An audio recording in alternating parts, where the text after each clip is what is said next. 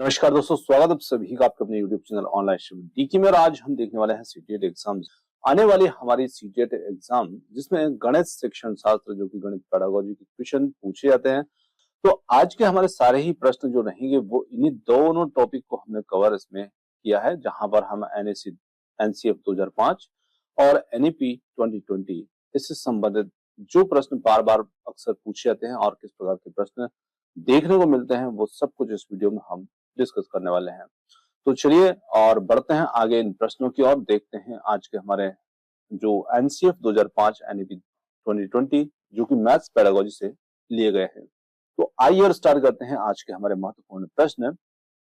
पहले प्रश्न की बात करते हैं तो राष्ट्रीय पाठ्यचर्या रूपरेखा 2005 के अनुसार प्राथमिक स्कूली गणित को होना चाहिए। तो देखिए एनसीएफ 2005 के अनुसार जो प्राथमिक स्कूली गणित होता है कक्षा 5 तक के बच्चों के लिए जो गणित होना चाहिए वो किस प्रकार का होना चाहिए। तो यहाँ पर स्मृति अभिमुख, गतिविधि अभिमुख, अभ्यास अभिमुख और मूल्यांकन अभिमुख। तो देखिए यहाँ पर यदि हम बात करें तो गणित जो होता है, गणित एक की जो प्रकृति होती है वो तार्किक प्रकृति होती है और इतनी छोटी उम्र के बच्चों को गणित जो है इतनी जल्दी समझ नहीं आता है। तो इस प्रकार से प्राथमिक स्कूली गणित का जो प्रकार होना चाहिए वो यहाँ पर गतिविधि अभिमुख होना चाहिए। गतिविधि के माध्यम से वहां पर उनको गणित की शिक्षा देना चाहिए और ऐसा ही पाठ्यक्रम जो हम एनसीईआरटी की बुक में देखते हैं वो हमें देखने को मिलता है।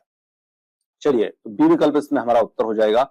अगले प्रश्न की बात करें तो अगला प्रश्न होता है राष्ट्रीय पाठ्यचर्या रूपरेखा 2005 के अनुसार प्राथमिक स्तर के गणित को पाठ्यक्रम को रिक्त स्थान पर सबसे कम केंद्रित होना चाहिए। तो जिस पर सबसे कम केंद्रित होना चाहिए वो यहाँ पर क्या होगा, प्रासंगिक गणितीय शब्दावली के विकास, दीर्घ स्थान संबंधी समझ के विकास, प्रतिमानों प्रतिरूपों की पहचान, समस्याओं को हल करने के लिए मानक कलन विधियों का उपयोग। तो यहाँ पर हम प्राथमिक स्तर की बात कर रहे हैं और इसमें जो समस्याओं को हल करने के लिए मानक कलन विधियां उनके उपयोग पर सबसे कम केंद्रित होना चाहिए। अब इसकी पहले वाले प्रश्न में मैंने बात की कि जो प्राथमिक स्तर का गणित है वो गतिविधि बेस्ड होना चाहिए, वहां पर एक्टिविटी बेस्ड होना चाहिए। तो वहीं पर हमारा उत्तर इसमें बन जाएगा ऑप्शन नंबर डी। इस पर यह सबसे कम केंद्रित होना चाहिए। आगे चलते हैं अगले प्रश्न पर। अगला प्रश्न है निम्नलिखित में से कौन सा स्कूलों की पाठ्यचर्या व शिक्षा शास्त्र के लिए राष्ट्रीय शिक्षा नीति एनईपी 2020 की प्रस्तावना का निरूपण यहाँ पर करता है। अधिगम समग्र और एकीकृत होना चाहिए और 5+3+3+4 के नए डिजाइन में स्कूल पाठ्यक्रम और शिक्षण शास्त्र को पुनर्गठित करना चाहिए और 5-3-3+3 के नए डिजाइन में स्कूल पाठ्यक्रम और शिक्षण शास्त्र को पुनर्गठित करना। और डी आता है फाउंडेशनल स्टेज में औपचारिक पाठ्य पुस्तकों से अधिगम को सम्मिलित होना चाहिए। अब इसके लिए यदि विकल्प को हम देखें तो यहाँ पर इस प्रश्न के लिए हमारा जो उत्तर बनेगा वो इसमें बनता है ए, सी, ए, बी और बी, डी या फिर सी, डी। तो उत्तर बनेगा ए और बी। अब ए और बी को आप देखते हैं तो ए बी यहाँ पर क्या है, अधिगम समग्र और एकीकृत होना चाहिए और 5+3+3+4 के नए डिजाइन में स्कूल पाठ्यक्रम और शिक्षण शास्त्र को पुनर्गठित करना। ये दोनों यहाँ पर एनईपी 2020 की प्रस्तावना का निरूपण यहाँ पर करते हैं।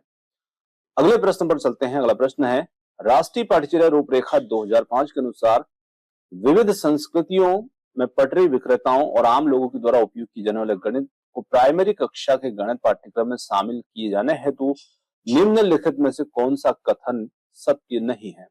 तो हम प्राइमरी कक्षाओं का जो गणित देखते हैं तो उसमें बहुत सारे ऐसे पाठ जो गणित के अंदर देखने को मिलते हैं जो हमारे दैनिक जीवन से जुड़े हुए होते हैं, जहां पर जैसे कबाड़ी वाला पाठ है जहां पर किस प्रकार से कोई भी काम हम करते हैं तो गणित का उपयोग उसमें किस प्रकार से होता है। तो ऐसे बहुत सारे पाठ उसमें देखने को मिल जाते हैं जो व्यावहारिक गणित पर हमारे आधारित होते हैं।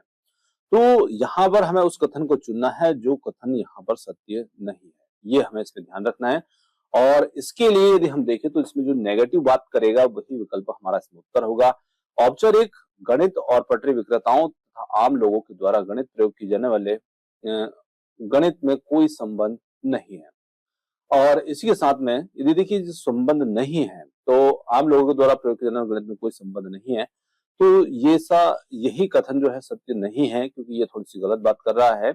और इस कथन में हम देखें तो औपचारिक गणित और पटरी विक्रेताओं तथा आम लोगों के द्वारा जो गणित प्रयोग किया जाता है उसका निश्चित रूप से संबंध होता है, क्योंकि वही हमारा व्यवहारिक गणित होता है जो हमारे दैनिक क्रियाकलाप, दैनिक जीवन की चीजों से जुड़ा होता है। तो ऑप्शन ए ही यहाँ पर हमारा गलत हो जाएगा। आगे चलते हैं अगले प्रश्न पर। राष्ट्रीय पाठ्यचर्या रूपरेखा 2005 के अनुसार एक गणित शिक्षक से अपेक्षित है। तो एक गणित शिक्षक से क्या अपेक्षित होता है? गणित कक्षा में मेधावी बच्चों को उनके स्तर के अनुकूल चुनौतियां प्रदान करते हुए सभी बच्चों की सहभागिता सुनिश्चित करना, पाठ्य पुस्तक के सभी प्रश्नों को हल करना, प्रश्नों के ड्रिल और अभ्यास में विद्यार्थियों को संलग्न रखते हुए गणित के परिणामों को सुधारना, योगात्मक परीक्षाओं के लिए विद्यार्थियों को तैयार करना। तो बिल्कुल विकल्प एक जो होगा हमारा वो इसमें सबसे सही उत्तर होगा, जहां पर कक्षा में मेधावी बच्चे हैं उनको उनके स्तर के अनुकूल चुनौतियां प्रदान की जाए, साथ ही साथ सभी बच्चों की सहभागिता हो उस अधिगम में, ये यहाँ पर एक गणित शिक्षक से अपेक्षित होगा। आगे चलते हैं अगले प्रश्न पर। अगला प्रश्न है राष्ट्रीय पाठ्यचर्या रूपरेखा 2005 के अनुसार निम्नलिखित में से कौन सी बाल केंद्रित गणित कक्षा की विशेषता है? तो यहाँ पर उस विशेषता को ढूंढना है। शिक्षक आयत के क्षेत्रफल पर एक गतिविधि का प्रदर्शन कर रहा है, उस दौरान विद्यार्थियों से शांति से सुन और देख रहे हैं। दूसरा है शिक्षक कक्षा में विद्यार्थियों के लिए विभिन्न प्रकार की मूर्त सामग्री, हस्त कौशल सामग्री लाता है ताकि वे उनका उपयोग संख्याओं में विभिन्न अन्वेषणों में कर सके। और सी है शिक्षक कक्षा में पहाड़ों का उच्चारण कर रहा है और विद्यार्थी उसका एक स्वर में दोहरा रहे हैं। डी है शिक्षक श्याम पट पर एक आदर्श समस्या हल करता है और विद्यार्थी उस पर आधारित पाठ्य पुस्तक में दिए गए प्रश्न को हल करते हैं। तो देखिए, बाल केंद्रित गणित की जो कक्षा की एक विशेषता है, तो बाल केंद्रित कक्षा मतलब बालकों पर जो आधारित कक्षा हमारी होती है, तो वहां पर शिक्षक को कहीं ना कहीं कक्षा में विभिन्न प्रकार विद्यार्थियों के लिए विभिन्न प्रकार की मूर्त सामग्री और हस्त कौशल सामग्री लाना, ताकि वो इनका उपयोग यहाँ पर विभिन्न प्रकार के अन्वेषणों या चीजों को समझने में कर सके। तो ऑप्शन बी यहाँ पर उत्तर होगा।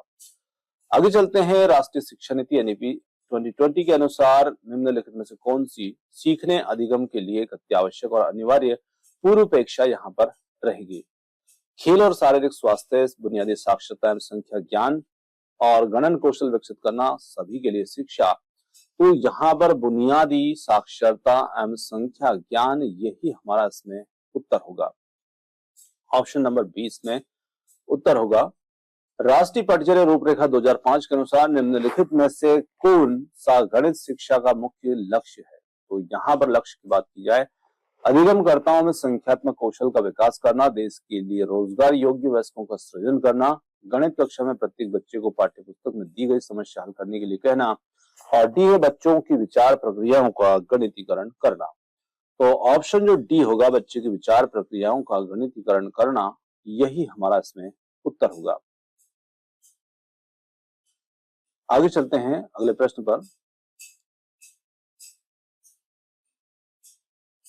राष्ट्रीय पाठ्यचर्या रूपरेखा 2005 के अनुसार प्राथमिक स्तर की गणित की कक्षा में परिचर्चा रिक्त स्थान होनी चाहिए। तो यहाँ पर परिचर्चा किस प्रकार से होना चाहिए? प्रगति में उपदेशात्मक, केवल कक्षा में सीखी हुई गणितीय अवधारणाओं पर आधारित, संदर्भात्मक एवं बच्चों के जीवनों के अनुभवों पर आधारित, या फिर गणित की पाठ्य पुस्तक में दी गई समस्याओं के समाधान पर केंद्रित। तो देखिए, राष्ट्रीय रूपरेखा 2005 जो है, इसके अनुसार प्राथमिक स्तर की गणित की कक्षा में परिचर्चा जो है वो बच्चों के संदर्भात्मक, उनके जीवनों के अनुभवों पर आधारित होना चाहिए, और इसके लिए विकल्प सी इसमें उत्तर होगा। आगे चलते हैं। राष्ट्रीय शिक्षा नीति एनईपी 2020 के अंतर्गत भारतीय शिक्षा मंत्रालय द्वारा निपुण भारत योजना की शुरुआत की गई थी, जो प्रत्येक छात्र में आधारभूत संख्यात्मक एवं साक्षरता को सुनिश्चित करती है। निपुण भारत का पूरा नाम यहाँ पर क्या होगा? तो यहाँ पर इसका पूरा नाम देखें तो थोड़े से विकल्प बड़े बड़े हमारे, तो हम सीधे उत्तर को यहाँ पर देख लेते हैं। निपुण भारत का जो पूरा नाम होगा वो होगा national initiative for proficiency in reading with understanding and numeracy. Option number जो ए होगा वही हमारा इसमें बन जाएगा उत्तर। आगे चलते हैं अगले प्रश्न पर। राष्ट्रीय पाठ्यचर्या रूपरेखा 2005 के अनुसार प्राथमिक स्तर के बच्चों में गणित के प्रति रुचि एक सकारात्मक दृष्टिकोण का विकास करने का सबसे उपयुक्त मार्ग है। अब इसमें यदि हम देखें तो गणित के अधिगम हेतु संज्ञानात्मक कौशल में वृद्धि के लिए अवसर प्रदान करना, गणित एवं बच्चों के जीवन के अनुभव में गणितीय खेलों, पहेलियों और कहानियों का उपयोग कर संबंध बनाना, और अभिक्षमता स्केल का उपयोग कर बच्चों का परिणाम जानना और उपचारी विधियां प्रदान करना, और डी है दैनिक जीवन में गणित के महत्व पर विशेषज्ञों के द्वारा सत्रों का निरंतर आयोजन करना। तो यहाँ पर यदि हम देखें तो गणित के प्रति रुचि और एक सकारात्मक दृष्टिकोण का विकास करने का सबसे उपयुक्त मार्ग यहाँ पर क्या होगा? वो होगा गणित एवं बच्चों के जीवन के अनुभव में गणितीय खेलों, पहेलियों और कहानियों का उपयोग करके संबंध बनाना। राष्ट्रीय पाठ्यचर्या रूपरेखा 2005 के अनुसार गणित की प्राथमिक स्तर की पाठ्यपुस्तकों में रिक्त स्थान जरूर होनी चाहिए। क्या जरूर होना चाहिए? तो अभी हमने बात की कि गणित जो है वो खेल, कहानी, क्रियाकलाप आदि पर आधारित होना चाहिए। तो बिल्कुल यहाँ पर गणित की कहानियां, खेल, क्रियाकलाप जो उनके दैनिक जीवन से पर आधारित हो, उनके दैनिक जीवन के अनुभवों पर आधारित हो, इस प्रकार से ये चीजें इनमें होना चाहिए। तो इसके लिए विकल्प बी इसमें उत्तर होगा। आगे बढ़ते हैं अगले प्रश्न पर। राष्ट्रीय पाठ्यचर्या रूपरेखा 2005 के अनुसार प्राथमिक स्तर के गणित का शिक्षण एवं अधिगम केंद्रित होना चाहिए। तो बहुत सारे प्रश्न हम देखे, इस प्रकार के प्रश्न हमको देखने को मिलते हैं, जहां पर शब्दावली के अधिगम पर, कलन विधि को कंठस्थ करने, गतिविधि के माध्यम से गणितीय पर्यवेक्षणों पर, प्रश्नों को हल करने के गहन अभ्यास पर। तो प्राथमिक स्तर का हमारा जो गणित है वो गतिविधियों के माध्यम से ही होना चाहिए। विकल्प सी बन जाएगा यहाँ पर उत्तर।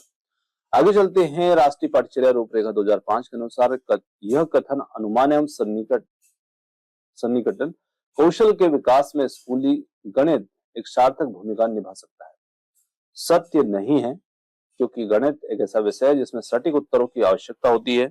या फिर आगे देखें, सत्य है क्योंकि विद्यार्थी के लिए कई सूत्र और कलन विधियों को याद करना कठिन है और वे उत्तरों का संरटीकरण कर सकते हैं।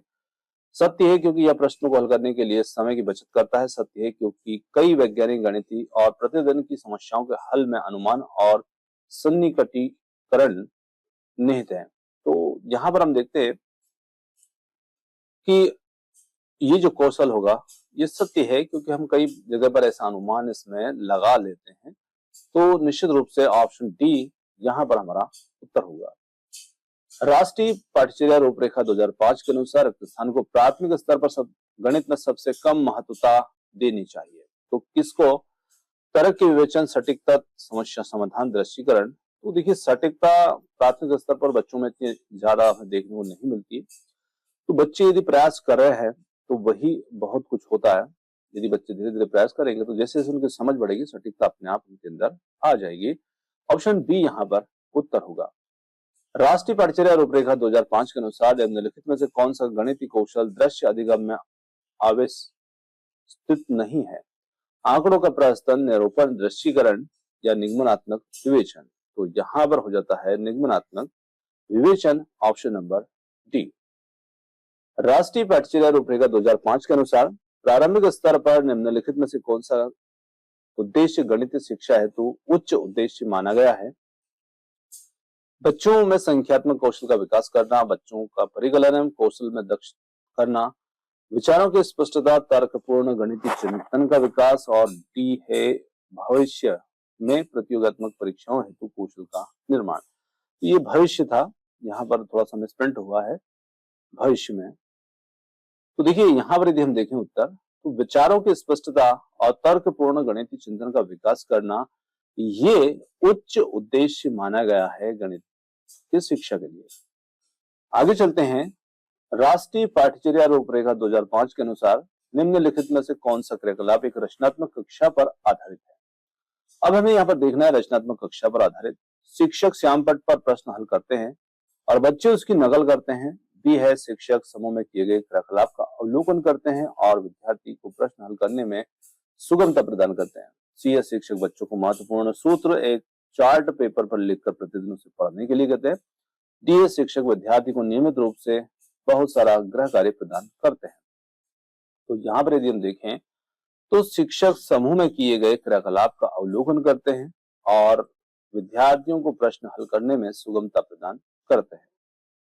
आगे चलते हैं। राष्ट्रीय शिक्षा नीति 2020 के अनुसार कक्षा 1 से पूर्व प्रारंभिक बाल्यावस्था अवधान एवं शिक्षा ECC का उद्देश्य क्या होना चाहिए? तो यहाँ पर इसका उद्देश्य क्या होना चाहिए?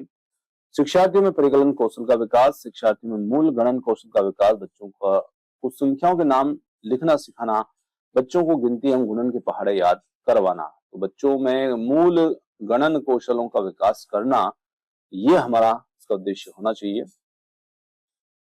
राष्ट्रीय पाठ्यचर्या रूपरेखा 2005 के अनुसार प्राथमिक कक्षा की NCERT पाठ्य पुस्तकों में भोपाल यात्रा, कबाड़ बेचने वाला और इत्यादि जैसे पाठ देने का सर्वाधिक उपयुक्त उद्देश्य क्या है?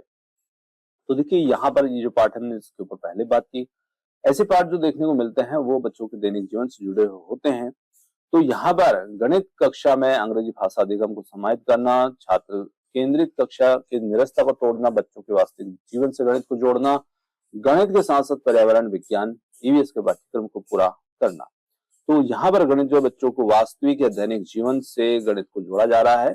इन पाठों के माध्यम से ऑप्शन सी इसमें उत्तर होगा। निम्नलिखित में से कौन सा बंद सिरे वाला प्रश्न है? सभी समअभाज्य संख्याओं की सूची बनाओ। 20 और 30 के बीच अभाज्य संख्याओं को लिखो। यदि दो संख्याओं का योगफल 14 है तो तब वह दो संख्याएं कौन सी होगी? अब इसमें सही विकल्प यदि हम देखें तो बंद सिरे वाले प्रश्न की इसमें बात की गई है, तो बंद सिरे वाला प्रश्न के रूप में ए बी रहेगा। सभी समअभाज्य संख्याओं की सूची बनाओ। तो यहाँ पर सभी मतलब कि बहुत सारे बच्चे जो है वो कोई सी सम संख्या ले सकते हैं, उनकी सूची बना सकते हैं। 20-30 के बीच की अभाज्य संख्या लिखो जिनके उत्तर एक से ज्यादा हो सकते हैं। तो ये प्रश्न हमारे बंद सिरे वाले प्रश्न की बात इसमें की गई थी। तो यहाँ पर मतलब इनके उत्तर निश्चित हैं। मैं मुक्त अंत वाले प्रश्न पर चला गया था, उस वजह से मैंने थोड़ा सा गलत बोल दिया। सभी समअभाज्य संख्याओं की सूची बनाओ। जैसे शिक्षक जहां तक संख्या दे सकते हैं कि भाई यहाँ से यहाँ तक की सम संख्याओं की सूची, तो जितनी भी सम संख्याएं यहाँ तक एक निश्चित संख्या तक यदि पूछी जाती है तो उसमें जितनी भी निकलेगी वो ही निकलेगी। और 20-30 की अभाज्य संख्याओं की बात की तो इन दोनों के बीच में जो अभाज्य संख्याएं रहेंगी वो भी निश्चित ही रहेंगी। मतलब यहाँ पर एक अलग उत्तर इसमें नहीं बन पा रहा है, तो ए भी यहाँ पर उत्तर होगा। आगे चलते हैं। राष्ट्रीय पाठ्यचर्या रूपरेखा 2005 के प्रत्युत्तर में सीबीएसई ने सतत एवं समग्र मूल्यांकन को किस वर्ष प्रस्तावित किया? 2005, 2010, 2021, 2016। तो यहाँ पर हमारा उत्तर हो जाता है ऑप्शन नंबर बी 2010। राष्ट्रीय पाठ्यचर्या रूपरेखा 2005 के अनुसार यहाँ पर स्कूली गणित का मूल उद्देश्य है, ये थोड़ा सा मिसप्रिंट हुआ, ये स्कूली था और इस प्रकार से था।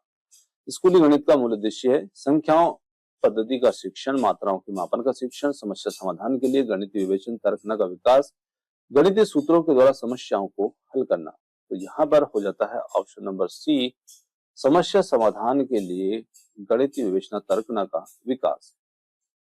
राष्ट्रीय शिक्षा नीति 2020 अनुशंसा करती है कि गणित एवं परिकलन चिंतन पर विद्यालयों में अधिक बल दिया जाएगा रिक्त स्थान से प्रारंभ करके। तो यहाँ पर हो जाता है ऑप्शन ए बुनियादी स्तर।